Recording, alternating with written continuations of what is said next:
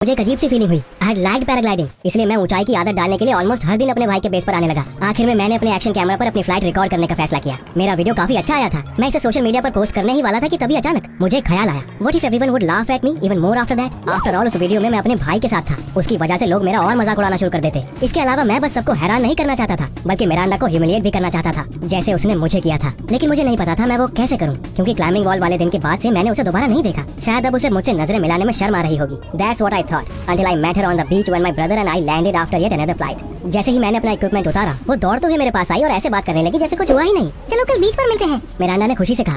मैं उस गद्दार लड़की के सामने अपने मन की भड़ास निकालने ही वाला था कि तभी अचानक मेरे दिमाग में एक आइडिया आया। मैंने मिरांडा को बोल दिया कि मैं उससे वहाँ जरूर मिलूंगा, और फिर शांति से घर चला गया। अगली सुबह जब मैं और मेरा भाई बेस पर आए तो मेरा चेहरा खुशी से चमक रहा था। Dean couldn't help but notice and ask me about my great mood. मैंने उसे सच्चाई बता दी। आज मैं वो वीडियो शूट करूंगा जिसके लिए मैंने उड़ना शुरू किया था, लेकिन मैंने अपने भाई को सबसे जरूरी बात नहीं बताई कि मैं वो कैसे करने वाला था। मैं 2 कैमरास से अपनी फ्लाइट रिकॉर्ड करने वाला था। I held one of them in my hands and set the other one on a tripod on the mountain. जैसे ही मेरे भाई ने दौड़ना शुरू किया, मैंने उसे बीच में ही रोक दिया और झूठ बोलते हुए कहा कि मैं स्टैटिक कैमरा चालू करना भूल गया हूँ, और मैंने डीन को उसे चालू करने के लिए कहा। लेकिन जैसे ही मेरा भाई गया, मैं अपनी आंखें बंद करके दौड़ पड़ा और हवा में उड़ गया। दूर से मुझे डीन के गुस्से में चिल्लाने की आवाज सुनाई पड़ रही थी, लेकिन उस वक्त मुझे उसकी फिक्र नहीं थी। पैराग्लाइडिंग करते वक्त मैंने देखा कि मिरांडा उस बीच पर मेरा वेट कर रही थी, जहां हम मिलने वाले थे। वो सनबाथ ले रही थी और उसे कोई आइडिया नहीं था कि उसके साथ क्या होने वाला है। I descended and as I was flying past her, pulled off the top of her swimsuit. Miranda कूद कर खड़ी हो गई। उसने खुद को टॉवल से ढक लिया और वहाँ से भाग गई। पीछे से लड़के सीटियां बजा रहे थे और उस पर हंस रहे थे। मैं बहुत खुश था। आफ्टर ऑल मेरे कैमरा में वो सब रिकॉर्ड हो गया था जो मैं चाहता था, मेरी फ्लाइट और मिरांडा की ह्यूमिलिएशन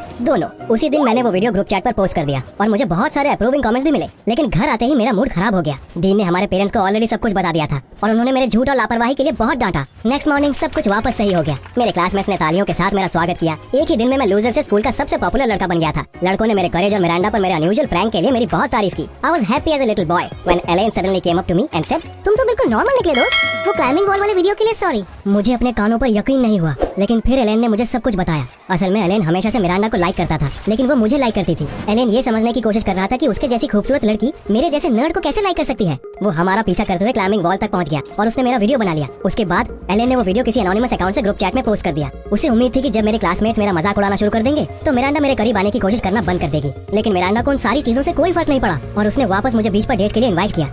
और फिर मैंने अपने हाथों से सब कुछ बर्बाद कर दिया। I was standing in the middle of the school hallway, feeling like I had been struck by lightning. मैं कितना बड़ा इडियट था। पूरे टाइम मिरांडा सचमुच मेरी तरफ थी और उसने दूसरों के ओपिनियंस की भी परवाह नहीं की, जबकि मैं इन सारी चीजों पर इतना फोकस था कि मैंने अपने भाई को परेशान किया और उस इंसान को ह्यूमिलिएट किया जो मेरा सपोर्ट कर रही थी। मैंने तुरंत स्कूल में मिरांडा को ढूंढकर उससे माफी मांगनी शुरू कर दी, लेकिन वो ऐसे प्रिटेंड कर रही थी जैसे मैं एग्जिस्ट ही नहीं करता। 1 हफ्ते तक ऐसे ही चलता रहा। No matter what I did, Miranda kept ignoring me. और फिर मुझे एक और आइडिया आया। मैं कैमरा सेटअप करके उसके सामने बैठ गया और जो कुछ भी हुआ था उसके बारे में बोलना शुरू कर दिया। About being afraid to admit I had a fear of heights, being blinded by anger, and not even realizing who had really filmed that damn video. And of course, मैंने उस स्विमसूट वाले स्टूपिड प्रैंक के बारे में भी बात की, जो मैंने बस कूल दिखने के लिए किया था। मैंने मिरांडा से माफी मांगी और वो वीडियो ग्रुप चैट में भेज दिया। मैंने उसे सबके सामने मैरेज किया था, इसलिए मैंने सबके सामने उससे माफी भी मांगी। अगली सुबह जब मैं स्कूल आया तो मैंने सोचा था कि मेरे क्लासमेट्स मुझे वापस बुली करना शुरू कर देंगे, लेकिन अचानक एक के बाद एक उन्होंने मेरी तारीफ शुरू कर दी। None of the guys thought they would have been able to talk so openly about their fears as I had. Ellen ने वापस अपने उस वीडियो के लिए माफी मांगी और कहा कि अगर उसे मेरे फोबिया के बारे में पता होता तो वो कभी ऐसा नहीं करता, और मिरांडा ने मुझे आखिर में माफ कर दिया।